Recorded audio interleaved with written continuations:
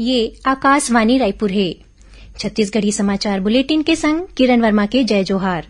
अब सुनाओ आज के प्रमुख समाचार। प्रदेश में कोविड-19 ले मृत व्यक्ति मन के परिजन मन ला 50,000 रुपया अनुदान सहायता राशि दे जाही। छत्तीसगढ़ उच्च न्यायालय ह सहायक शिक्षक के भर्ती प्रक्रिया ऊपर लगे रोक ला हटा दे गे है और सुकमा जिला में आज 3 महिला समेत 8 झीन माओवादी मन आत्मसमर्पण करें। अब समाचार विस्तार ले। प्रदेश में कोविड-19 ले मृत व्यक्ति मन के परिजन मन ला 50,000 रुपया अनुदान सहायता राशि दे जाही। इस संबंध में राज्य शासन के राजस्व और आपदा प्रबंधन विभाग के सचिव रीता शांडिल्य ह जम्मू जिला कलेक्टर और जिला आपदा प्रबंधन प्राधिकरण मन ला पत्र भेज दे है। ए पत्र में कहे गे है कि उच्चतम न्यायालय के निर्णय के आधार में राष्ट्रीय आपदा प्रबंधन प्राधिकरण डहार ले जारी दिशा निर्देश के अनुसार कोविड-19 ले मौत होए मनखे के परिजन या आश्रित मन ला अनुदान सहायता राशि दे बर जल्दी जरूरी कार्रवाई करे जाए। कलेक्टर मन ला निर्देश दे गे है कि आवेदक डहार ले जरूरी दस्तावेज के संग आवेदन जमा करे के 30 दिन के भीतर अनुदान सहायता भुगतान की प्रक्रिया पूरा करे जाना चाहिए। स्वास्थ्य विभाग ला मिली जानकारी अनुसार 22 सितंबर तक प्रदेश में कुल 13,561 लोगन मन के मौत कोरोना संक्रमण ले हुए है। विभाग अनुसार संबंधित परिवार डहार ले निर्धारित आवेदन पत्र के माध्यम ले दावा प्रस्तुत करे जा सकत है। आवेदन के पास कोविड-19 ले मृत्यु ले संबंधित CDAC डहार ले जारी आधिकारिक प्रमाण पत्र जरूरी हवै। अनुदान राशि के भुगतान आधार लिंक प्रत्यक्ष लाभ अंतरण प्रक्रिया के तहत करे जाही। केंद्र सरकार कहे है कि दिव्यांगजन और वरिष्ठ नागरिक मन अगर टीकाकरण केंद्र मन में जाए में परेशानी महसूस करत है तो ओमन ला घरे में कोविड रोधी टीका लगाए जाही। मीडिया ले गोट बात में काली नीति आयोग के सदस्य VK पॉल ह बताइन कि सरकार ह प्रशिक्षित स्वास्थ्य कर्मी मन के देखरेख में जरूरतमंद लोगन मन ला घरे में टीका लगाए के प्रावधान करे है। इति छत्तीसगढ़ में कोरोना ले बचाव बर अब तक 1,79,89,000 ले ज्यादा टीका लगाए जा चुके हैं। यही बीच प्रदेश में कोरोना संक्रमण के दर में सरलग कमी आवत है और औसत पॉजिटिविटी दर 0.11% में आगे है। प्रदेश में काली कोरोना संक्रमण के 30 ठन नवा मामला आगू आए हैं। वर्तमान में कुल 307 मरीज मन के इलाज आने अस्पताल या होम आइसोलेशन में चलत है। आयुष्मान भारत प्रधानमंत्री जन आरोग्य योजना डॉक्टर खूबचंद बघेल स्वास्थ्य सहायता योजना में छत्तीसगढ़ ला श्रेष्ठ प्रदर्शन पर 4 ठिन राष्ट्रीय पुरस्कार मिले हैं। केंद्रीय स्वास्थ्य मंत्री मनसुख मांडविया काली नई दिल्ली में राखे गए एक वर्चुअल कार्यक्रम में प्रदेश ला ये पुरस्कार प्रदान करीन। राष्ट्रीय स्वास्थ्य प्राधिकरण डहार ले 6 श्रेणी मन में पुरस्कार देगिस, जेमा 4 श्रेणी मन में छत्तीसगढ़ ला पुरस्कृत करेगिस। मुख्यमंत्री भूपेश बघेल और स्वास्थ्य मंत्री TS सिंहदेव ये उत्कृष्ट काम पर स्वास्थ्य विभाग ला बधाई दिन है।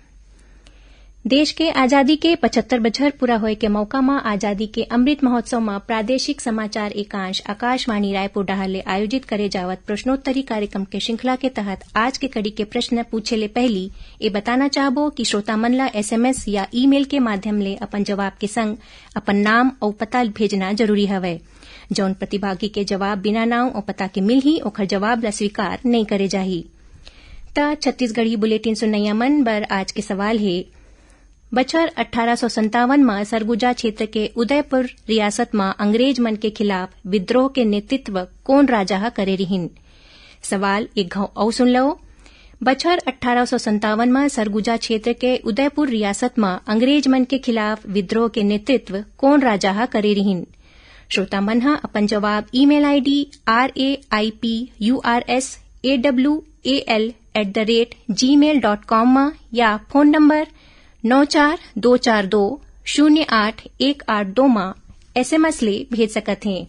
जो श्रोता के सही जवाब सबसे पहली मिल ही ओला विजेता माने जाही और ओखर नाव के घोषणा काली के छत्तीसगढ़ी समाचार बुलेटिन में करे जाही। संगे संग जितैया प्रतिभागी ला प्रादेशिक समाचार एकांश डहार ले ई प्रमाण पत्र दे जाही। छत्तीसगढ़ समाचार बुलेटिन आप मन आकाशवाणी रायपुर ले सुनत हो। छत्तीसगढ़ के खबर ले है आपकी वास्ता और खबर के विश्वसनीयता ले है हमार वास्ता। आकाशवाणी समाचार रायपुर के प्रादेशिक समाचार बुलेटिन के संगे संग हमार समसामयिक कार्यक्रम आप रेडियो के संग अपन मोबाइल में घलो सुन सकत हो। आकाशवाणी समाचार फेसबुक, ट्विटर और यूट्यूब में घलो हावय। हमार फेसबुक पेज हरे Chhattisgarh news on AIR, Twitter handle CGAIR news और हमार यूट्यूब चैनल हरे छत्तीसगढ़ AIR न्यूज। तो अब रेडियो के संगे संग आपके मोबाइल के माध्यम ले हम आप तक पहुंचत हन। छत्तीसगढ़ के हर खबर पर सुनत रहो आकाशवाणी समाचार। अब आगू बढ़बो बाचे समाचार को ती। छत्तीसगढ़ उच्च न्यायालय ह सहायक शिक्षक के भर्ती प्रक्रिया ऊपर लगे रोक ला हटा दे हे। ए फैसला ले अब जल्दी प्रदेश में 2300 शिक्षक मन के नियुक्ति करे जा सकी। बता दन के छत्तीसगढ़ व्यावसायिक परीक्षा मंडल डहार ले 9 मार्च 2019 के तृतीय और चतुर्थ श्रेणी के पद पर शिक्षक मन के भर्ती के विज्ञापन जारी करे गे रहिस। एमा उही जिला के उम्मीदवार मन ल पात्रता दे के बात कहे गे रहिस, लेकिन ए परीक्षा में उक्त निर्देश के पालन नहीं करेगिस। जेखर बर ओ जिला के स्थानीय उम्मीदवार मन उच्च न्यायालय में याचिका दायर करके उक्त नियम अनुसार लाभ दे के मांग करे रहिन। सुकमा जिला में आज 3 महिला समेत 8 झीन माओवादी मन आत्मसमर्पण करीन। जिला के पुलिस अध्यक्ष सुनील शर्मा बताइन के ए माओवादी मन सीआरपीएफ, कोबरा बटालियन और जिला पुलिस बल के अधिकारी मन के सामने आत्मसमर्पण करीन। ए मन ऊपर मिनपा समेत कई ठीन बड़का माओवादी घटना मन में शामिल रहे के आरोप है। पुलिस डहारले क्षेत्र में चलाए जावत पूना नरकोम अभियान के तहत ए माओवादी मन आत्मसमर्पण करीन। उन्हें नारायणपुर जिला में छोटे डोंगर थाना क्षेत्र के मढ़ोनार गांव में माओवादी मन पुलिया निर्माण काम में लगे मुंशी के हत्या कर दिन। उन्हें निर्माण काम में लगे वाहन मन घलो आगे लगा दिन। बिलासपुर विधायक शैलेश पांडे ला कथित रूप ले पार्टी लीग ले हट के बयानबाजी करे के मामला में पार्टी ले 6 साल बाद निलंबित करे के अनुशंसा करे गे है। बता दन कि 2 दिन पहले बिलासपुर के जिला अस्पताल में कांग्रेस नेता पंकज सिंह डहार ले एक झिन स्वास्थ्य कर्मी के संग कथित रूप ले मारपीट करे गे रहिस। एकर बाद विधायक शैलेश पांडे समेत कांग्रेस नेता मन सिटी कोतवाली के घेराव करे के बात करे रहिन। ए मामला ल लेके आज बिलासपुर में कांग्रेस के बैठका होइस। एकर बाद पत्रकार मन ला शहर जिला कांग्रेस कमेटी के अध्यक्ष प्रमोद नायक बताइन कि शैलेश पांडे ला पार्टी ले 6 साल बाद निलंबित करे के प्रस्ताव प्रदेश कांग्रेस कमेटी समेत प्रदेश प्रभारी पीएल पुनिया ला घलो भेज दे गे है।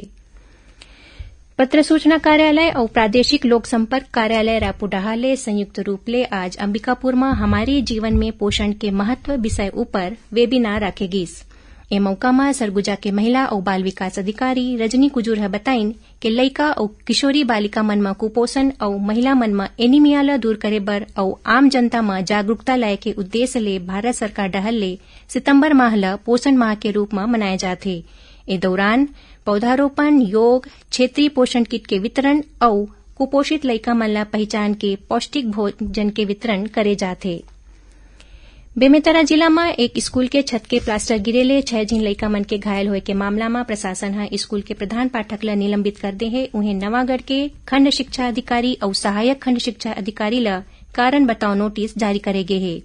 जिला कलेक्टर ह एक घटना के जांच पर अनुविभागीय अधिकारी, जिला शिक्षा अधिकारी और जनपद पंचायत सीईओ के संयुक्त टीम गठित कर जांच रिपोर्ट प्रस्तुत करे के निर्देश दिन है।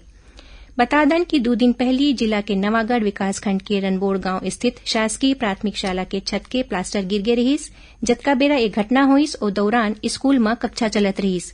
घायल लइका मन में 4 झीन लइका मन ला नवागढ़ के स्वास्थ्य केंद्र में भर्ती कराए गे रहिस। आखिर में प्रमुख समाचार एक घाव फेर। प्रदेश में कोविड-19 ले मृत व्यक्ति मन के परिजन मन ला 50,000 रुपया अनुदान सहायता राशि दे जाही। छत्तीसगढ़ उच्च न्यायालय ह सहायक शिक्षक के भर्ती प्रक्रिया ऊपर लगे रोक ला हटा दे है। और सुकमा जिला में आज 3 महिला समेत 8 झीन माओवादी मन आत्मसमर्पण करीन। एकरे संग छत्तीसगढ़ी समाचार बुलेटिन इहे सिरावत है। जय जोहार।